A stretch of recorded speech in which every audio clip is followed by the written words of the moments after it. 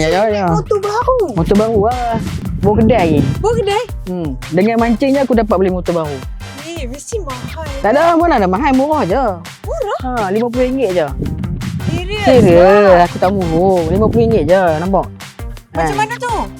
Cara dia, hang pergi kedai mancing mana-mana dealer Seahawk. Okey. Hang beli barang RM50 ke atas, hang berpeluang menang motor ni.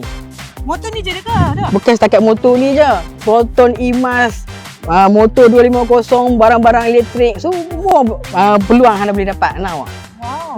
Nampak? RM50 je? RM50 je. Tak kisah hang nak beli apa pun. Janji RM50 ke atas. Pergi ke kedai-kedai yang mana dealer Seahawk. Ya, betul guys. Sekarang Seahawk ada buat kempen beli dan menang bersama dengan Seahawk 2.0. Grand prize kita adalah kereta Proton Imas 5 Premium.